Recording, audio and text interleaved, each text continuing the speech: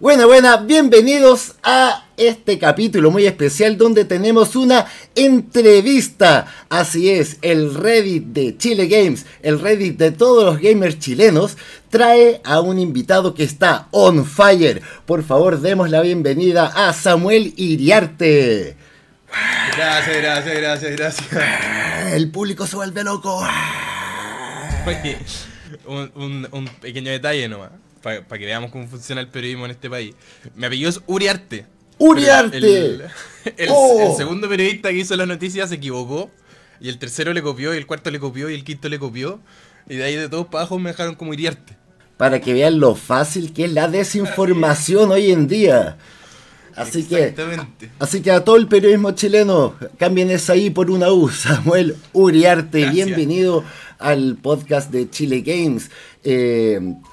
Tú vienes de crear un juego de que le ha ido increíblemente en Steam. Estamos hablando de Rangers in the South. Para ponerlos en contexto el tema de hoy, pero antes queremos saber un poco más sobre ti, Samuel Uriarte. Gracias. Aquí también conocido como el Capitán Salchicha. El Capitán Salchicha, sí. O Slut también me dicen, por mi inicial. Por el Slut. El cartelito allá arriba. Bueno, hola, me llamo Samuel Uriarte, tengo 30 años, hasta hace poquito era arquitecto y ahora agradablemente estoy viviendo acá el sueño de ser game dev independiente.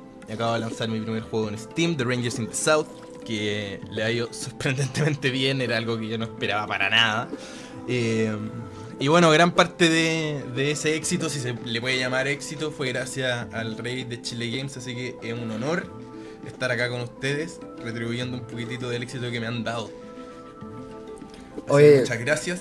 Oye, es un honor poder haber sido de aporte en algo. Esta comunidad sigue creciendo y gozamos de un ambiente súper sano, poco tóxico, tenemos reglas súper claras y donde es un terreno fértil para que los desarrolladores nacionales vengan a ofrecer, a comunicar y a difundir su trabajo como el tuyo.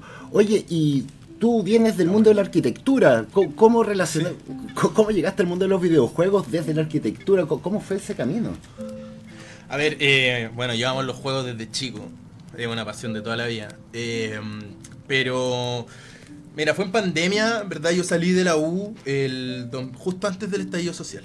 O sea, mi título lo di ya post estallido social y la arquitectura es un rubro que es súper sensible a las crisis, bueno, cuando no hay plata nadie construye, una cosa obvia.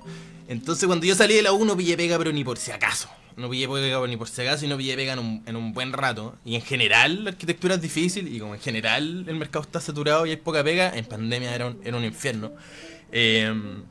Y ahí, así como en el tiempo de ocio máximo, porque no tenía nada que hacer, me decidí al principio aprender a usar como hartas herramientas digitales para la arquitectura, para hacer como visualizaciones de edificios, etcétera.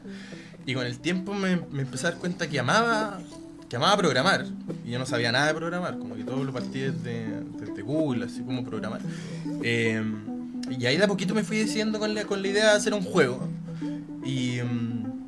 Y bueno, siento que igual tienen un poquitito de cosas en común la arquitectura con el game dev. No sé si todo, pero hay un espacio, o sea, hacer un edificio también como que uno tiene que agarrar muchas especialidades distintas y muchas áreas, algunas muy matemáticas y otras muy artísticas, para lograr generar como una obra que sea, bueno, tanto resistente como cómoda y linda.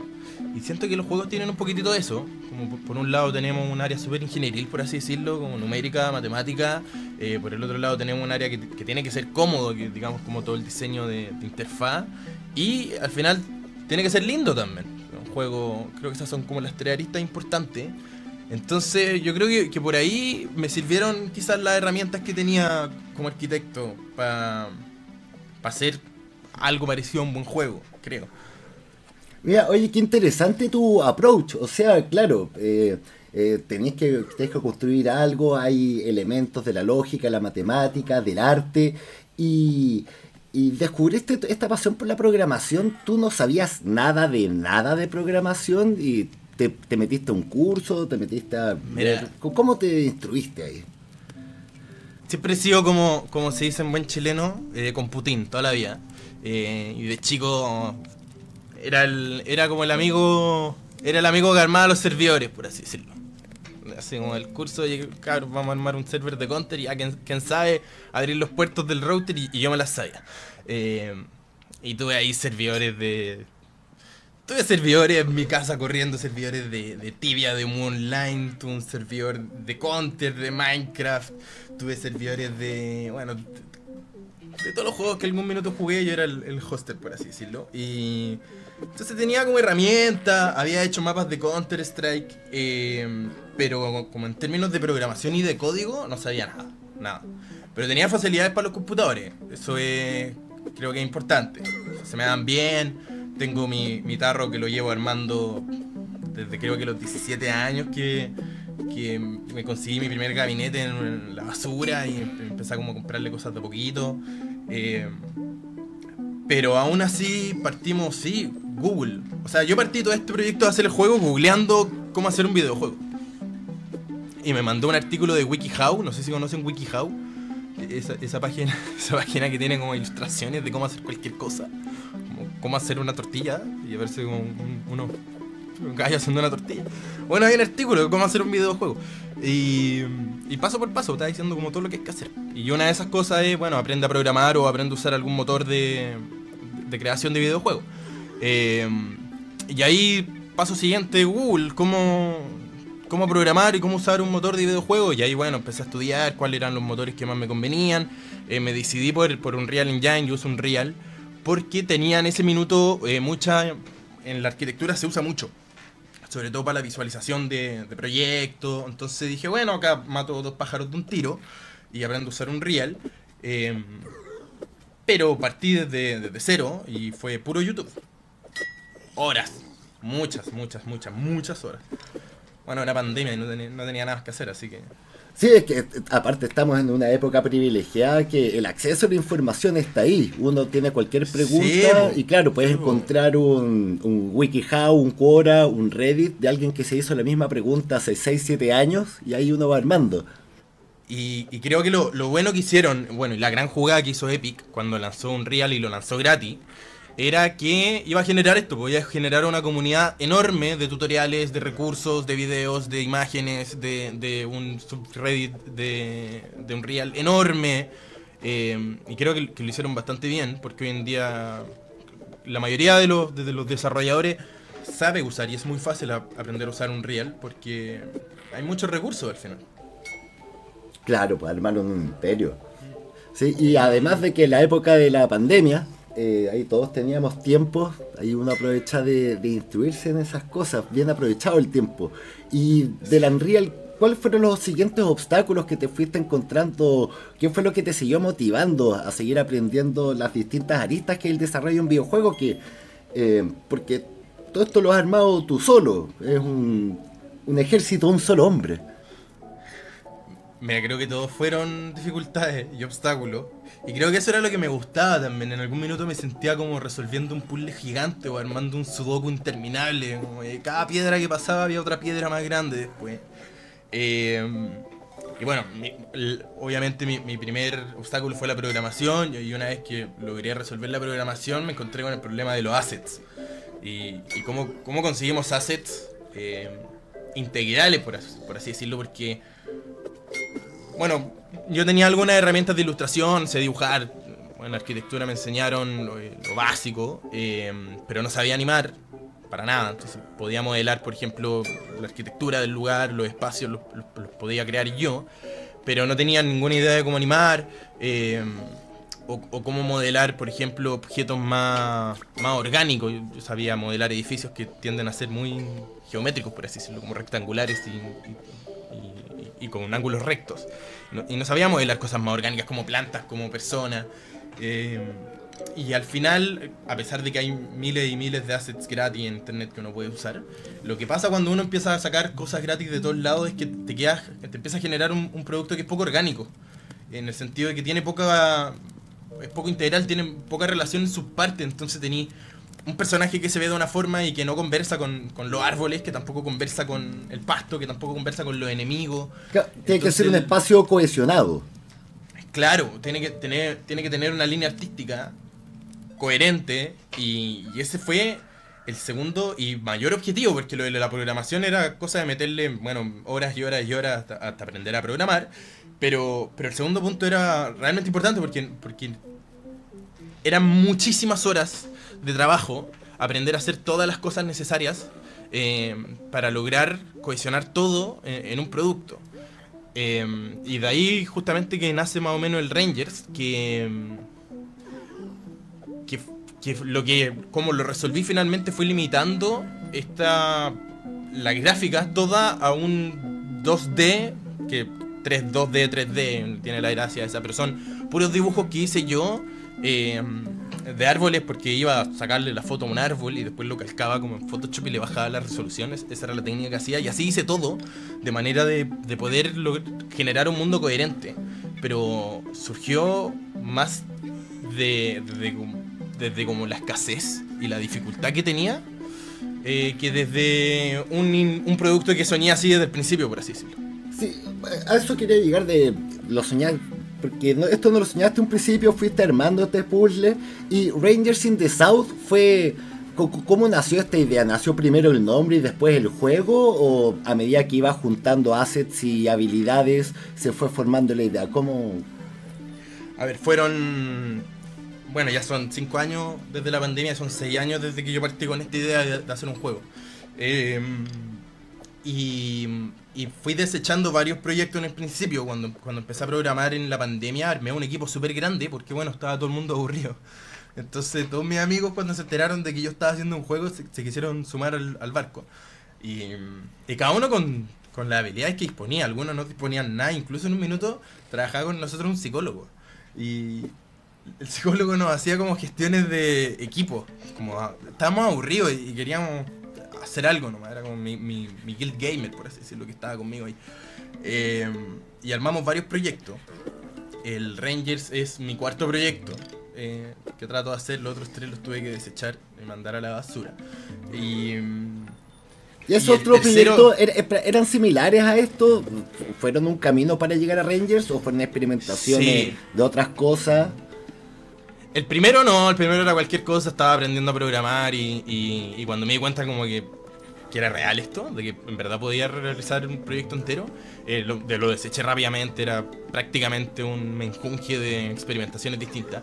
El primer juego era súper parecido en términos gráficos, era un MOBA, y lo desechamos porque no tenía ningún sentido comercial. O sea, era pura pasión y estábamos muy apasionados por hacer un juego. Era un equipo bien grande, debemos haber sido unas 10 personas, hasta que nos dimos cuenta que no tenía ni pies ni cabeza desde un sentido comercial, porque era competencia directa del LoL y del Dota, que hoy en día competir con ellos es como, no sé, ir a jugarle fútbol a Messi o no se me ocurre como otra analogía, pero es una locura. O sea, son juegos enormes y entrar a competir es absurdo. Entonces lo desechamos también. Y yo creo que el tercer proyecto era harto más parecido al Rangers, era más ambicioso en el sentido de que tenía... Era un roguelike también basado en los ecosistemas de Chile, principalmente. La idea que tenía era la idea de recuperar un humedal y los personajes eran fauna nativa de Chile. Entonces había la lagartija del sur, no sé si no lo conocen, una que tiene verde con azul. Había un personaje que era un pequeñ, un búho chiquitito. Y tenía estos humanoides basados en la fauna nativa, con animaciones más complicadas en 3D, que era un proyecto precioso. Y éramos, me parece que 6 personas, pero justo nos pilló el fin de la pandemia en la mitad. Y todos tuvimos que volver a nuestra vida. Yo encontré trabajo y la mayoría de los que estaban en el equipo también encontró trabajo. Y nos encontramos con la realidad de que sin financiamiento el juego no iba a poder seguir. Y ahí empezamos a postular a fondos y en los fondos nos iba bastante bien, excepto por la parte del currículum. Porque bueno, era obvio y no lo juzgo, pero como en conocimientos técnicos decía como, bueno, mira, yo aprendí a hacer un juego googleando. Y eso parecía bastante poco creíble o inverosímil, por así decirlo. yo no le creería a alguien que, o sea, si yo fuera jurado de un Fondart o un Corfo de videojuego y me llegan dos proyectos, los dos están igual de buenos, pero uno dice que aprendió a hacer esto por Google y el otro tiene una carrera afín, especializada de desarrollo de videojuegos, programación, naturalmente le voy a dar el fondo al que tiene la carrera especializada. Entonces pasamos 3 años postulando fondo y 3 años perdiendo fondo. Y ahí fue cuando yo me decidí, dije, mira, bueno, si es que es necesario que yo haga un juego para demostrarle al final al mundo que soy capaz de hacer un juego para poder ganarme un fondo, entonces lo voy a hacer. Y el Ranger surgió desde esa idea. Yo nunca pensé que iba a ser el producto final, sino que iba a ser un paso para yo poder demostrarle al mundo de que era capaz de hacer un juego y así poder ganarme algún fondo. Y empezó a agarrar vuelo en el camino y tuve que cambiar los planes al final. Como sería, mira, sabes que bueno, este va a ser mi juego nomás. Y entonces, claro, el Rangers in the South partió una vez que empezaron a postular por los financiamientos. Pero ¿cómo llegaron a la idea Rangers in the South? Ya venías con esta idea de recuperar la fauna, la flora chilena de los humedales, lo cual me parece súper loable. Es algo que hay que cuidar y que tenemos que ser conscientes de que acá recibimos... los humedales reciben pájaros que migran de todo el mundo. Y si es que acá pierden su lugar de descanso o de apareamiento, de ahí depende del animal, hace un problema ecológico real. Entonces esta idea se mantiene en el Rangers in the South. ¿De dónde viene el nombre Rangers in the South? Yo creo que se pierde un poco la idea. Al principio el tercer proyecto era mucho más educativo en ese sentido. Yo creo que todo esto sueño parte cuando yo me acuerdo haber estado en una clase de historia no sé, en sexto básico, más o séptimo, y con mis amigos todos estábamos muy obsesionados con el Age of Empires 2. Sobre todo con la campaña, que era la campaña de Juana de Arco. Y mi profesor de historia pregunta, mira, ¿alguien conoce la historia de Juana de Arco? Y todos nos conocíamos la historia de memoria. Y tengo ese recuerdo muy grabado, sobre todo pensando que hay una potencialidad pedagógica en los videojuegos que no está explotada hoy en día. O sea, podemos enseñar, podemos aprender mucho por medio de los videojuegos, sobre todo a los niños, y es un gana-gana, porque el niño lo pasa bien y además aprende. Entonces surge esta idea de hacer algo con torno a la humedal y la naturaleza, como para valorizar el ecosistema que tenemos en Chile, que a mí me fascina. Y el Rangers, de alguna forma, era ese proyecto que tenía, que originalmente era mucho más educativo y mucho más intenso, pero llevado un poquitito más a un rollo más comercial, por así decirlo. ¿Y por qué más comercial? Porque matar a orco es algo pop, de cierta forma. Algo que entra fácil, es algo que la gente entiende fácil y algo que al mundo le gusta.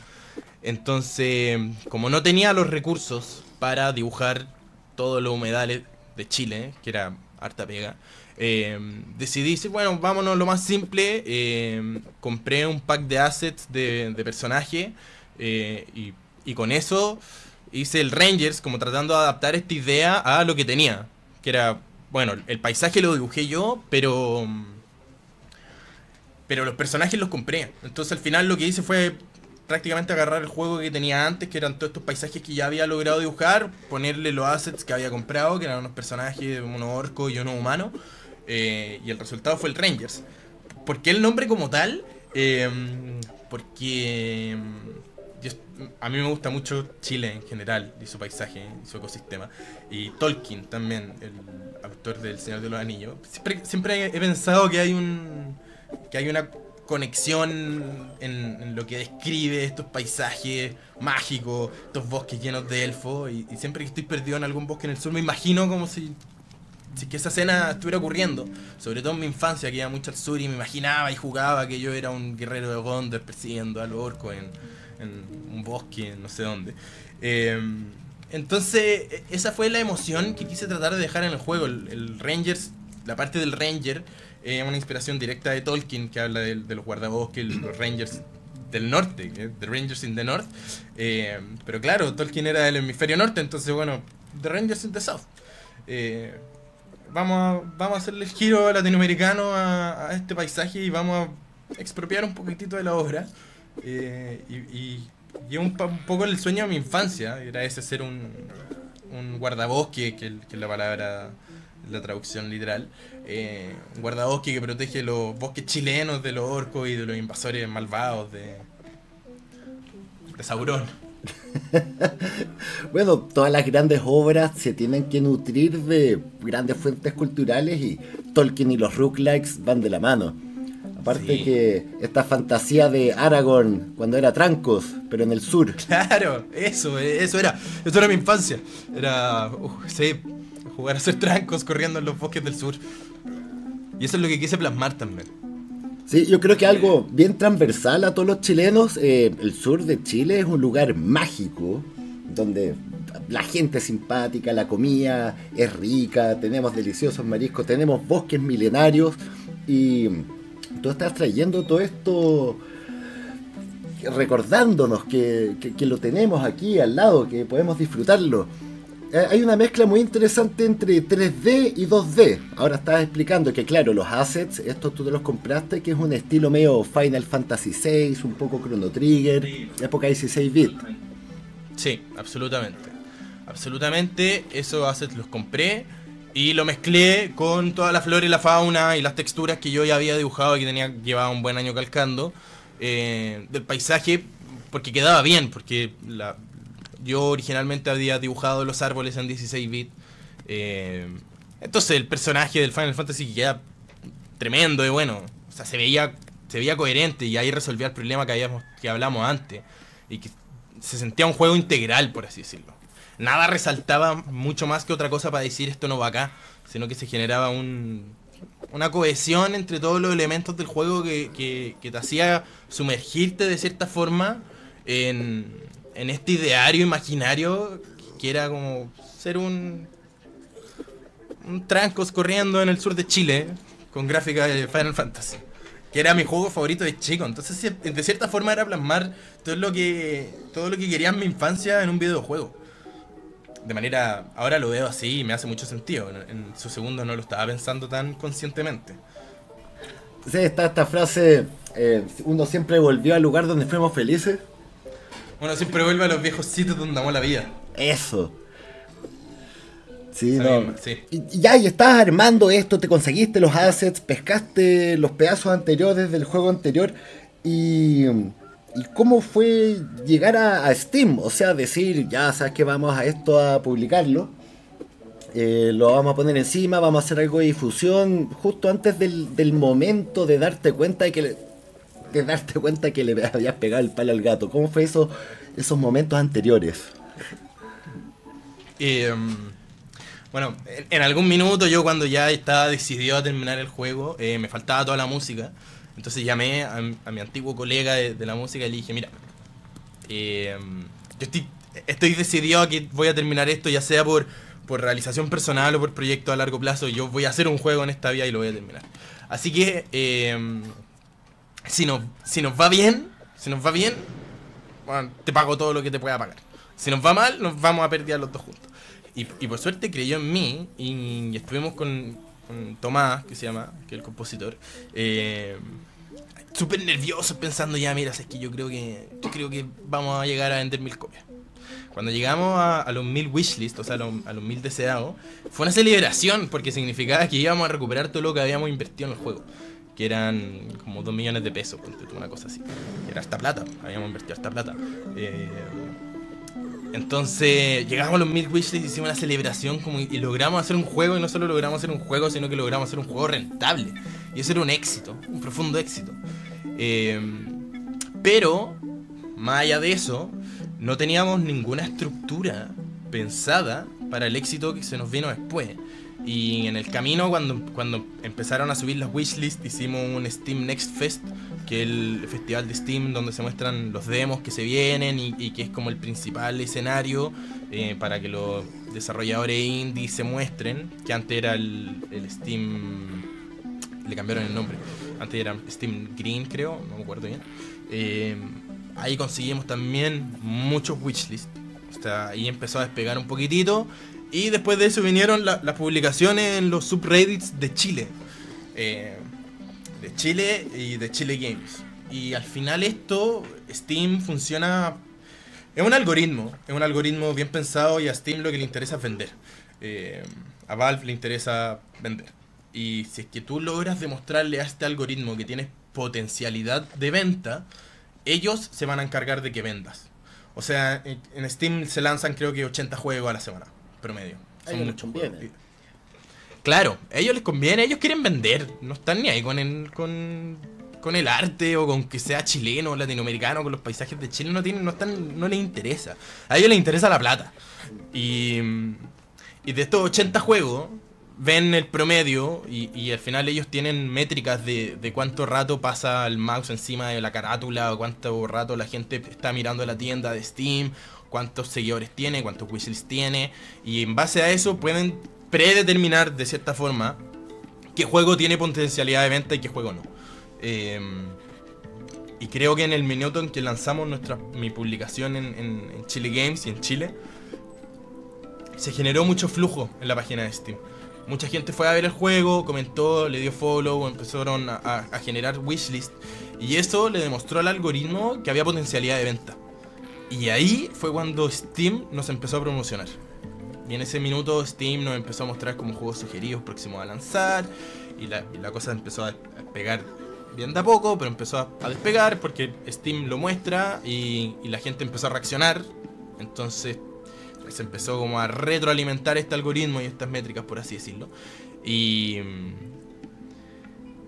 los últimos días previos al lanzamiento, los últimos 3 días previos al lanzamiento, esta cuestión se reventó porque nos pusieron en el Upcoming Popular, que está en la portada de Steam.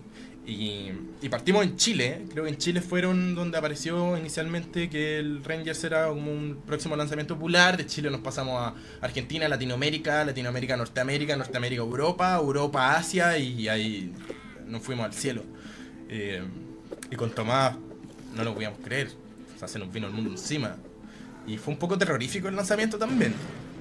Porque como les comentaba, no teníamos la infraestructura ni estábamos preparados para el éxito que íbamos a tener, la cantidad de feedback, la cantidad de bugs que teníamos. Era un juego que yo había hecho para conseguirme un fondo, no para que fuera un juego popular. Entonces no teníamos infraestructura. Uno, para hacer un juego, además tienen que tener una sociedad, una estructura financiera, una estructura tributaria.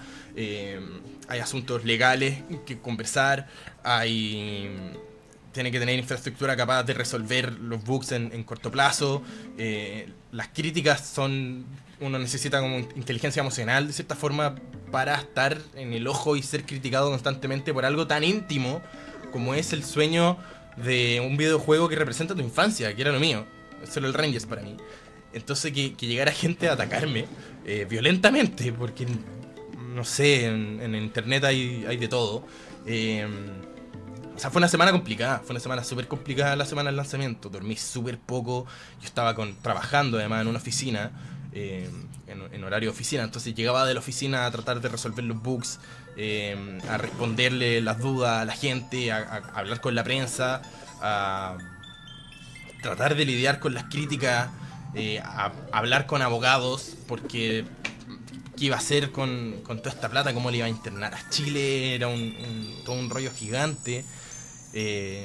Así fue hermoso. Cada segundo de esto yo lo estaba pasando, yo estaba cumpliendo mi sueño.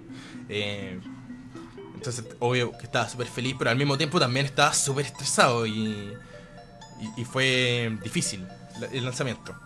Los épocas de cambio y más encima con un proyecto tan personal que tienes razón que es muy difícil a veces separar lo que es tu trabajo, sí, o la crítica a tu trabajo, a lo que es una crítica a ti como persona. Claro, cuando es tan íntimo, sí. Y aún así, aunque no sea así, las críticas y estar bajo la exposición de tanta gente también es súper difícil. En internet hay de todo y hay críticas. Ya lo he dicho en otra entrevista, hay críticas que son malditas. O sea, hay gente cizañera, hay gente que te quiere hacer daño porque sí, por así decirlo. Y si es que uno no tiene experiencia previa en eso, es difícil de lidiar con esas emociones y con la exposición tan intensa al internet. Sí, y aparte que como la gente, como uno está protegido detrás de la pantalla, detrás de un nombre, un avatar, es mucho más fácil de malentonarse o causar daño sin pensarlo. Como dices tú, de que de repente, claro, dice un comentario pensando que van a ser chistosos o que están Sí. demostrando un punto con argumento, pero al final lo que están destinados es a atacarte como persona. Claro, en Reddit no pasa mucho y muchas veces uno no sabe también, claro, con este anonimato que el internet ofrece, uno nunca sabe a veces que te estáis peleando por internet con un niño de 8 años, puede ser, no tiene idea. Entonces uno toma con igual de validez todos los comentarios que aparecen y todas las críticas que aparecen cuando uno tiene que hacer ese salto de madurez y decir, mira, lo siento, pero no todas las críticas me las voy a tomar en serio. Y, y voy a ser súper subjetivo en cómo me voy a tomar las críticas al final. Y la tuya la voy a tener en cuenta y la tuya no. Y con el tiempo, claro, aparecen críticas negativas que yo decía, sí, tiene razón. Esto es verdad. Es cierto. Esto está mal hecho. Y se la doy. Y después aparece otra crítica negativa, así que no me interesa tu opinión. O sea, al final de cuentas es un tema de salud, hay que elegir las peleas que uno, las guerras que uno combate. Así que me imagino que todo este crecimiento exponencial, tanto del juego como personal tuyo, ha sido una locura este último tiempo. Bueno, sí, pues además ahora con la exposición a la prensa también ha sido... Claro, son emociones difíciles de gestionar. Aparecí en el Mercurio, eso era como, no sé, nunca pensé que iba a aparecer en el Mercurio, ni lo soñé. Entonces, sí, pues la exposición, la emoción, el ego que se te infla y querer no subirse encima del pony, por así decirlo, y tratar de mantenerse centrado en lo que a mí me gusta y el sueño que logré y que es poder finalmente dedicarme a hacer juegos. Y eso es lo importante, poder dedicarme a hacer juegos. Ha sido, claro, harta emoción, súper difícil de gestar. Súper lindo, estoy feliz, estoy chocho, estoy cumpliendo el sueño de mi vida. Pero ha tenido esta arista que han sido otros más desafíos y más obstáculos y más dificultades que, que ha resumido, creo, mi experiencia como game dev. Son dificultades, son obstáculos y aprender a sortearlos y aprender a resolverlos con las herramientas que están disponibles en el medio y que siempre están. Conversar con gente como ustedes, conversar con otros game devs me ha servido muchísimo en ese sentido. El agridulce de la vida. Buenísimo, o sea, te hayas abierto nuevas experiencias. Y para la gente que no conoce tu juego, o que podrías explicar someramente de qué esperaría un jugador al entrar a descargar Rangers in the South y jugarlo, las mecánicas que tiene o cuáles fueron los elementos llamativos que crees que hizo que este crecimiento exponencial se diera. Porque es a causa de que la gente se quedó mirando las imágenes, se quedó mirando el trailer, lo puso en su wishlist, lo compartió con sus amigos. ¿Qué se puede esperar a alguien que vaya a jugar Rangers in the South? Mira, yo creo que el principal motivo de éxito del Rangers es su estética. Yo creo que lo mejor que tiene es que es un juego lindo. Un juego lindo en el sentido de lo que comentábamos anteriormente. Creo que se logra bien esta sensación de ser un ranger en el sur, de ser un guardabosque corriendo y matando orcos en los bosques del sur. Y gran parte del éxito yo creo, o al menos yo lo siento, que viene desde ahí. En ese sentido el juego es atractivo, es un juego lindo y es un juego que se disfruta de ver bastante. Además de eso, las mecánicas, es un juego roguelike. Eso significa que es un juego que se genera de manera aleatoria en cierto sentido, a pesar de que el mapa siempre es el mismo, que ahí sería como una ofensa en verdad, porque el original Rogue, la gracia que tenía era que el mapa se generaba distinto de cada manera, en este caso no, pero lo que sí se genera de manera distinta es que, bueno, esto es un RPG, uno es un personaje que va subiendo de nivel al matar enemigos, y a medida que uno sube de nivel, se le ofrecen distintas opciones para personalizar tu personaje que se seleccionan de un pozo aleatorio de varias habilidades. Creo que en el juego hay 150 habilidades distintas y cada vez que uno sube de nivel se te dan a elegir de este pozo 4.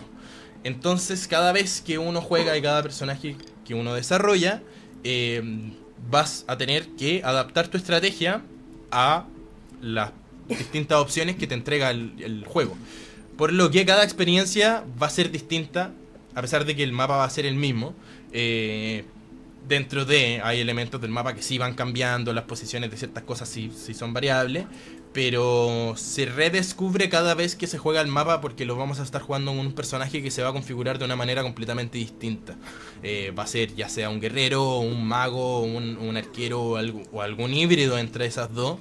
Lo que ofrece el juego es una experiencia de jugabilidad en términos de acción, por así decirlo, porque una de mis grandes referentes fueron los ARPGs como El Diablo, Torchlight, Titan Quest, etc. Es un videojuego de acción en ese sentido. Los poderes son súper dinámicos y son súper activos. Y como son muy variables, cada personaje se va a desarrollar de una manera muy distinta en cómo se emplea él en el mundo y contra los enemigos. También hay equipo que se genera de manera procedural, entonces vamos a tener una economía, vamos a tener distinto equipamiento que vamos a ir obteniendo, y vamos a subir de nivel nuestro personaje hasta encontrarnos con un jefe final, que si lo derrotamos vamos a desbloquear una nueva dificultad en donde todo va a ser más difícil y vamos a tener que optimizar un poquitito más nuestras habilidades a medida que vayamos conociendo en profundidad cuál es el pozo. Se empieza a complicar la estrategia y claro. Se viene el Ultra Violence. Sí, claro. Hay unos speedrunners ahí en YouTube que los pueden ver con todo optimizadísimo y yo ahí tengo las métricas de quién ha sido el que más veces se ha pasado el jefe final y vamos desbloqueando distintas dificultades. Y que, no sé si es asiático, no sé particularmente de qué país es, pero que le ha sacado como 3000 horas al Rangers, que se lo ha dado vuelta creo que 42 veces. ¡Wow! O sea, ha desbloqueado 42 dificultades para arriba. Y yo no sé cómo lo hace, realmente no sé cómo lo hace. Buenísimo. No, acá en Chile tenemos una escena speedrunner que conocimos a través del podcast. Un invitado vino a contarnos de que hacen eventos y al parecer hay toda una escena que yo por lo menos no conocía, sí. Y me interesa un montón. Yo conocí a speedrunners de Diablo 2, que era, bueno, el clásico. O fue el clásico en lo que a mí me gusta, al menos. Yo he conocido un par de speedrunners chilenos de Diablo 2. Tengo un amigo speedrunner de Diablo 2, saludos al Fanel. Ahí está el cutícula practicando. Un clásico. Sí. Oye, ¿y tu juego tiene multiplayer? No tiene multiplayer. Como decía inicialmente, nunca esperé que esto lo jugaran más de dos personas. Así que no tiene multiplayer. Y la verdad es que desde un inicio no lo pensé como hacerlo multiplayer. Y hoy en día hacerlo multiplayer sería casi tan difícil como hacer otro juego. Y la verdad es que aprendí muchas cosas haciendo el Rangers. Era mi primer juego y cometí miles de errores en el camino. Miles y miles de errores de las cosas que estoy arrepentido y críticas que eran completamente ciertas. Entonces la verdad es que me interesa más, y ya estoy desarrollando otro juego para solventar muchos errores que cometí. Por un lado, que no sea multiplayer, como muchas otras cosas más. Entonces, entre arreglar el Rangers para hacerlo multiplayer, que sería pasar al mismo tiempo que voy a pasar haciendo otro juego, que hacer otro juego y resolver también estos otros errores, después de mucho meditarlo, creo que me estoy inclinando por la idea de hacer otro juego. Y ahora que tengo presupuesto y tiempo, estoy dedicado full time a esto, puedo encargar cosas a otras personas, puedo tercerizar assets. Estoy muy ansioso por hacer otro juego con ganas, con presupuesto, con intención, por así decirlo. Qué rica esa sensación de tener como todo el campo para adelante para seguir avanzando. Pero todavía en el Rangers in the South, no sé si es que tienes planeado hacer una versión para celular o incluso una edición física con una cajita, con el arte. A ver, sí, el Rangers no lo he olvidado y no lo voy a abandonar. Voy a lanzar una expansión, un DLC gratis a final de este mes. Final de abril. El trailer yo lo debería lanzar al final de esta semana. Estamos a 7 de abril, estamos a 7, sí, correcto. Debería lanzarlo el otro fin de semana. Voy a lanzar un trailer, le puse hartos cambios, le metí hartas cositas bacanes que eran errores que no hice. Creo que viene a solucionar hartas cosas y va a mejorar mucho. Y planeo seguir lanzándole más actualizaciones y más contenido hasta que yo esté bastante satisfecho con el producto y en ese momento quiero lanzarlo para consolas. Lanzarlo en PlayStation, en Switch y en Xbox. Y si alguien quiere comprarlo ahora, ¿cuánto cuesta en Steam? $4. 4.000 pesos chilenos, ¿verdad? 4 míseros dólares por un juego que ya se lo han dado vuelta 42 veces la gente más fanática. Y toda la expansión y todos los DLC y van a ser gratis forever and ever. No voy a cobrar ningún otro peso. Si te lo compras y todo el contenido del Rangers va a ser gratis para ti. Por forever.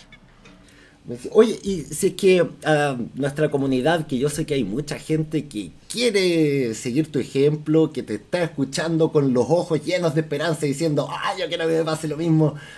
¿Qué consejo le darías a alguien que quiere empezar a desarrollar juegos, así tanto como los que ya saben, o gente como tú cuentas de que no tenías idea de nada? O sea, te gustan los computadores, que es un buen comienzo, pero ¿qué consejo le darías a alguien que diga, yo quiero hacer un videojuego y venderlo en Steam? A ver, en primer lugar es que todo está disponible, como ya lo conversamos, todo está disponible en internet. O sea, hoy en día podemos aprender casi cualquier cosa, me atrevería a decir, en línea y sobre todo en el rubro del game dev, todo está súper bien documentado. Hoy en día podemos encontrar casi todos los conocimientos necesarios y lo que queda desde ese punto en adelante creo que es la persistir nomás. Puede sonar súper genérico, pero perseguir los sueños, aunque cueste mucho sacrificio. Sacar el Ranger sobre todo me costó muchísimo trabajo, no fue fácil, sobre todo en el último tiempo en el que o sea, tengo trabajo, tengo familia, estoy casado, tengo que mantener un hogar, por así decirlo, tengo amigos, tengo vida social, tengo familia y a veces encontrar el tiempo para trabajar, para desarrollar un juego era tremendamente difícil y lo que hacía generalmente era me restaba horas de sueño y dejé muchas cosas de lado para poder trabajar en el Rangers. Por así decirlo, a mí me gusta mucho la música, tengo hartas bandas de música, las dejé todas, dejé de jugar, desinstalé todos los juegos que tenía en mi computador, dejé de ver a mis amigos, dejé de consumir alcohol para tener como la cabeza más concentrada, dejé muchísimas cosas de lado porque estaba muy obsesionado con cumplir mi sueño de hacer un juego. Y creo que esa persistencia y esa motivación fueron lo que me logró finalmente a llegar a cumplir mi sueño, por así decirlo. Entonces, por un lado, no existe ninguna limitante, todos los conocimientos están en internet, simplemente si se lo proponen con muchísima fuerza y están dispuestos a sacrificar muchas cosas, horas de sueño, tiempo de ocio, y etcétera. Quizás se demoren, yo me demoré varios años, y quizás se aburran en el camino y quizás pierdan la fe. Pero si es que en verdad lo persiguen hasta el final, eventualmente lo van a lograr. Lo van a lograr. Es un camino difícil, pero se puede. Y creo que yo no tenía de base ningún super talento, ninguna habilidad sobrenatural sobre nadie. Más que tener muchísimas ganas y esta obsesión de que yo no iba a pasar por esta vida sin hacer un videojuego. Creo que eso fue finalmente lo único que me llevó al objetivo final. Heavy lo que tú cuentas sobre los sacrificios, porque no toda la gente sabe las ganas, los sueños que están ahí borboteando dentro tuyo para tomar estas decisiones, y no sé si es que fuiste criticado en el camino por gente cercana, por no sé, por o sea, dedicarle tanto tiempo a esto, porque no sé, es complicado. ¿Qué estáis haciendo? Pero obvio, ¿en qué? Como, sí, naturalmente, como, oye, vamos a tomar una cerveza, no, mira, tengo que programar. ¿De qué me estáis hablando? Como eres arquitecto, no eres desarrollar videojuegos en otra vida, en otro mundo. Cuando yo partí con esto, vivía en la casa de mis papás, porque bueno, no tenía trabajo. Y mi mamá me miraba y me decía, ¿qué estás haciendo con tu vida? Busca pega. Si mi mamá no hay pega. No puedo hacer nada, no tengo nada que hacer. Déjame soñar un rato. Y creo que mis papás siempre lo vieron como una cosa que se me iba a pasar, quizás. O mis padres también, como una cosa que se te va a pasar. Pero... ¿Ahora opinan lo mismo? Sí. No, ahora están todos felices. Ahora les cayó la boca a todos, por así decirlo. Lo logré, tomen, aparece en el diario. Mis papás no pueden estar más orgullosos y mi medio tampoco. Sobre todo también porque vieron estos sacrificios, me vieron, claro, que las veces que no me junté con ellos, o los almuerzos y las comidas que me perdí, los eventos a los que no fui, las partidas de Dota que no jugué, yo juego Dota por cierto, fueron dieron sus frutos, por así decirlo, y están muy orgullosos de eso y creo que también fue una inspiración para todos, y para mí mismo demostrarme que a veces los sacrificios valen la pena también ha sido muy lindo. Más allá de haber logrado hacer un juego, estoy hablando a nivel de haber logrado cumplir un sueño. Algo en la vida, lograr cumplir un sueño, proponerse algo y perseguirlo con tanta euforia y con tanta persistencia durante tanto tiempo y lograrlo, es muy realizador, es muy profundamente agradable para la vida. No se siente muy bien. Inspiradora tu historia, realmente me motiva ahora que te escucho. Vamos todo lo que puedes lograr. La fuerza de soñar. Cacha poético, tan bello. Y dentro de este terreno donde lograste cumplir tus sueños, el de los juegos independientes nacionales, ¿cómo ves la industria acá en Chile? ¿Cómo ves a tus pares? ¿Tienes algún desarrollador local que te guste mucho? ¿Algún juego que se haya hecho, que tenga desarrolladores chilenos? Se me olvidó el nombre. Hay un juego que es un cabro de Conce, me parece que es un simulador de ciudades en voxel art. ¿Ya? Que siempre lo he encontrado una maravilla. Sí, creo que esa fue mi motivación máxima. Si es que alguien más en Chile lo hizo un juego precioso. Oye, así que ya sabes, cabro de Conce, que hizo ese juego Voxel, se está escuchando esta entrevista en Spotify o el video en YouTube. ¡Eres mi ídolo! Ponte en los comentarios, anótate, véntete el raid, que acá no puedes tener una mejor recomendación que te está dando el slut acá. Eres mi ídolo, así que gracias por tanto. A ver, la industria nacional, mira, voy a decir la verdad, y la verdad es triste también. Muchos comentarios en general desde que lanzo el trailer, el comentario es juego chileno y el nombre en inglés. Y la verdad es que a pesar de que esta semana como toda la media chilena me ha reventado o sea, Mega Noticias creo que tuvo 300.000 likes, las ventas en Steam subieron un poquitito menos que el 20%. O sea, del 20% diario, por así decirlo. Si es que antes estaba vendiendo número X, les voy a poner cualquier cosa. Si es que antes estaba vendiendo 100, después de la noticia estuve vendiendo 120 por 3 días y después volvimos a las cifras normales. O sea, en resumen, no influyó en nada. En nada. Absolutamente en nada. El mercado chileno es súper chico. Somos un país chico, con una población gamer pequeña. Y lamentablemente mi público objetivo no está en Chile y no es Chile, porque no nos podemos subsistir solos, porque somos pocos nomás. Esa es la verdad. Y hoy en día mis principales clientes son japoneses y estadounidenses y europeos. Entonces, claro, ahí está la respuesta de juego chileno, nombre en inglés. Lamentablemente sí. O sea, hoy en día sí que queremos hacer un juego rentable, porque yo me quería dedicar a esto, entonces necesitaba que el juego fuera rentable para poder pagarme el desarrollo del siguiente videojuego. Si queremos hacer un juego rentable, no puede estar enfocado y no puede estar dirigido hacia Chile.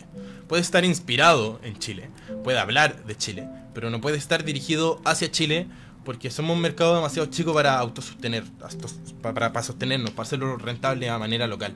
Por eso el juego inicialmente solo estaba en inglés, el título era en inglés, y todo estaba orientado a venderse fuera. Y eso creo que fue un acierto de mi parte. Después, cuando agarró mucho vuelo, lo traduje al español y etcétera. Pero por un lado tenemos esa problemática, que es una problemática, porque sería mucho más fácil si es que pudiéramos vender juegos para Chile, porque podríamos atacar localmente lo que al chileno le interesa. Ayer escuchaba la historia de alguien que hizo un juego de... un guaso que hizo un juego de rodeo, que le fue pésimo, naturalmente, porque es un público que prácticamente no existe. Es que también al chileno le gusta lo que triunfó afuera, porque si no dice, uno dice, entonces ¿a quién le ha ganado? Por ejemplo, el caso del Conejo, el que vendía maní, triunfó en Estados Unidos y ahora tiene un imperio. El DJ Méndez. Además. No sé, pues podría dar mil ejemplos. DJ Méndez, qué grande. Que había una compañía de teatro chilena, que la Aleph, de que lo que hacía era de que iba a París, estrenaba las obras allá y después las traía para acá, porque si las estrenaban acá, nadie las iba a ver. Claro, bueno, el Matcha y el Bloque Depresivo, por ejemplo, que también fueron a hacer el primer show a París y cuando fueron exitosos acá, sí, yo creo que es verdad. Yo creo que es verdad, pero también viene de la mano con que el chileno consume poca cultura y somos pocos también. Entonces, esa mezcla es horrible, es terrible, y no nos creemos el cuento, creemos que todo lo que sale de Chile es malo o de peor calidad. Entonces es un escenario súper complicado. Sería mucho más fácil si que yo pudiera hacer juegos para chilenos y vender juegos acá en Chile, pero esa no es la verdad, no voy a hacer juegos para afuera. Y esa es una dificultad, creo, que a veces no sabemos ver bien. Eso por un lado. Estamos hablando de la industria. Por el otro lado, a nivel global, es una industria súper competitiva. O sea, todo el mundo quiere ser game dev hoy día. Es una de las pegas soñadas, digamos. Es como ser el rockstar en los 70. Hay millones de personas lanzando juegos todos los meses. Entonces, creo que sí hay una ventaja competitiva que tenemos nosotros. Y es que la mayoría de los países con los que competimos, o la gente con la que hoy en día, bueno, por ejemplo el Minecraft es de Suiza, me parece, no sé si Suiza o Noruega, o la mayoría de los estudios indie están en países del primer mundo, por así decirlo, y los países del primer mundo tienen estilos de vida mucho más caros. En California, por ejemplo, hay muchos estudios, y si tú en California no tenías un sueldo de $4.000 hacia arriba o 4 millones de pesos chilenos, no podés vivir porque el arriendo es caro, porque el supermercado es caro, porque el estilo de vida es mucho más caro. Aquí voy, que aquí es más barato, entonces podemos tener una competencia contra el éxito, porque podemos hacer juegos y venderlos más baratos de lo que puede un californiano, o un noruego, o un japonés. Y eso creo que fue una de las razones del éxito del Rangers, y es que es un juego barato. Yo lo puedo vender a $4, y la verdad es que me va a retribuir muy bien para vivir acá en Chile, no tengo ningún problema. Y eso que vivo en Santiago, que yo creo que el lugar más caro de Chile por lejos, me podría ir a vivir al sur, al norte, en donde el estilo de vida es mucho más barato aún. Pero aún así es la mitad o un tercio de lo que debe ser la vida en estos países del primer mundo. Entonces podemos hacer juegos baratos y venderlos baratos, y eso nos pone en una situación competitiva muy positiva, que es un éxito. Sí, un par de consultitas ya que estamos hablando de números. De todo lo que tú recaudas, ¿cuánto se queda Steam o qué porcentaje aproximadamente no te llegas? Te lo quitan a través del impuesto. Claro, me hace pedazo. Te hace pedazo, ¿no? Sí, me llega a menos de la mitad. Cacha, sí, porque creo que es como 30% solo Steam, 30% solo los gringos, y de ahí de 60 tenés que lucharla.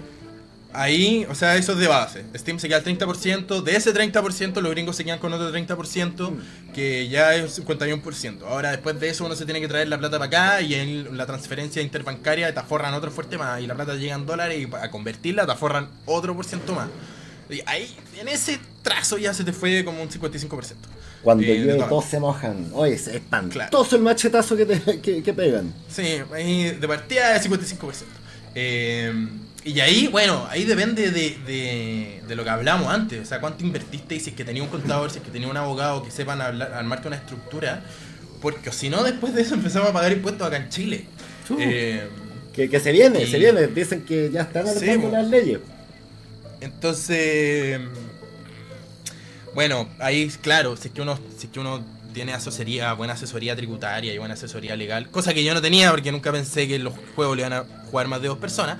Pero si es que uno la tiene, hay bastantes figuras que uno puede hacer. Uno puede tener una sociedad en Estados Unidos que es filial de una sociedad acá, y no sé cuáles son las complicaciones, porque no soy un gran tributarista para nada. Pero hay alguna forma de disminuir esa carga, pero no hay mucha forma de disminuirla tanto tampoco. O sea, esta cuestión no va a ser magia, y a lo más podemos llegar, yo creo, no sé, me estimo que te saquen el 45%, así soñando, y no el 60 y tanto como me están sacando a mí ahora. Por ahora, porque todavía no sé, o sea, el asunto yo todavía no lo resuelvo y sigo hablando con abogados y sigo tratando de cuantizar cuál va a ser el machetazo final. No lo tengo claro.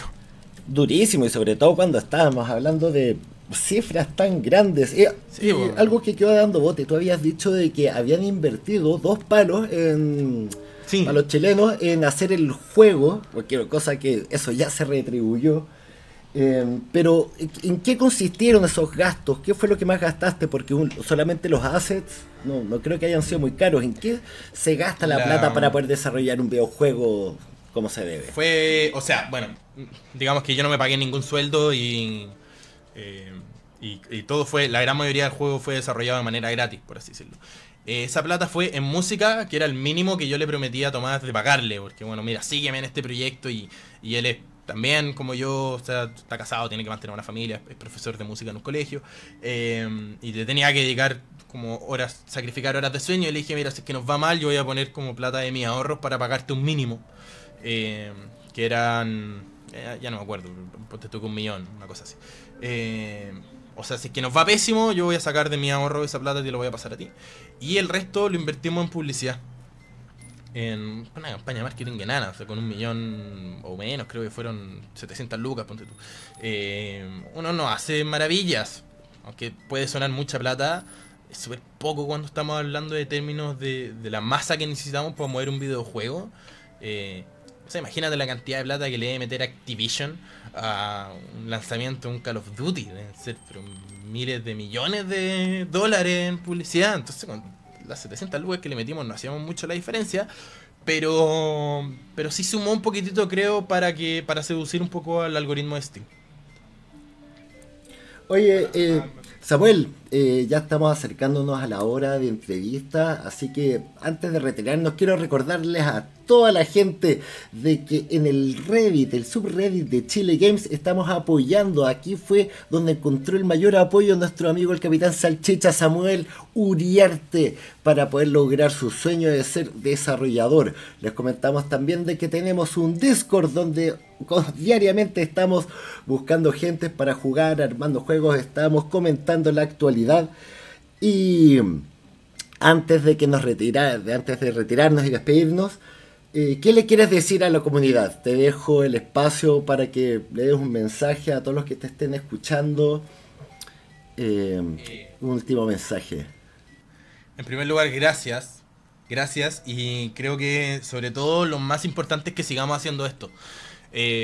Y por esto me refiero a... es chistosa esta cosa que tiene el chileno y que es la fuerza de la masa que tiene por internet, así como cuando nos ponemos de acuerdo para postearle recetas de comida a Adam Levine en su Instagram.